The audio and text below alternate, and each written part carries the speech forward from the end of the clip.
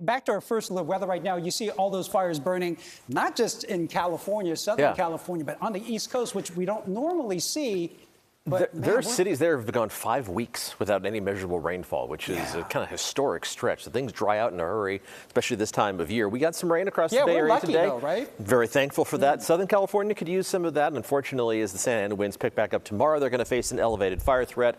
For us, we just get to enjoy a day in between storm systems. Storm number 1 moving out in between those storm systems tomorrow, and then storm number 2 is going to arrive on Wednesday. This one is not going to be as substantial, but it's going to bring at least some measurable rainfall to the Bay Area on Wednesday, and the potential for some lingering showers Thursday and Friday. Need those days of washout, but still something we're going to continue to watch. Right now, clearing skies, a little bit of fog in the distance, but the fog isn't going to be a big factor tonight and tomorrow. Temperatures are in the 50s across the board. It is cool out there, anywhere from 54 degrees in San Francisco to 59 degrees for the least cool spot in San Jose at the moment. And with clearing skies overhead, temperatures are going to be falling off as we head through the rest of tonight. Take a look at our forecast lows. Most of us are going to be in the 40s by early tomorrow morning, but the North Bay Valley is dipping all the way down into the upper 30s to begin the day on Tuesday. It sounds cold, it is chilly, but it's not that far below average for this time of year. And despite that cool start, temperatures are going to warm up pretty nicely as we go through the day, making it up into the mid 60s in the North Bay Valleys. Not a lot of variation in temperatures. We're going to range from 59 degrees at Half Moon Bay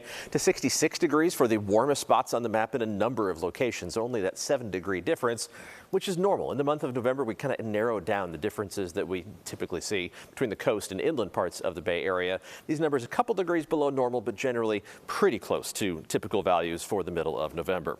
Let's take a look ahead a little farther down the line. We do have another chance of rain is going to be heading our way on Wednesday. We're going to add it up all the way through Friday because those lingering showers are going to be possible Thursday and Friday.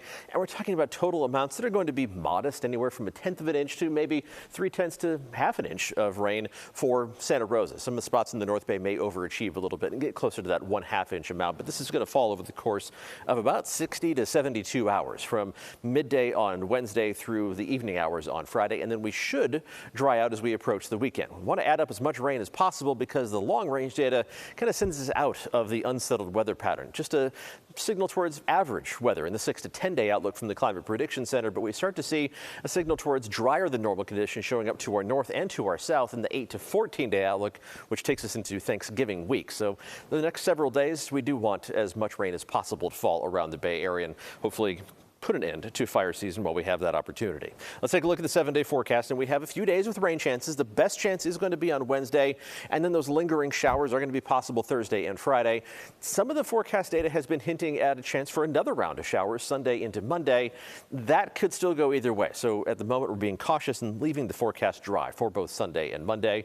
Inland temperatures running in the low to mid 60s. Temperatures around the bay, mostly in the low 60s. Not a whole lot cooler than those inland temperatures. Again, this is the time of year when typically we don't see a huge difference between bayside, inland, or coastal temperatures, but along the coast you are going to be slightly cooler. A lot of days in the upper 50s, just the warmest days up to around 60 degrees.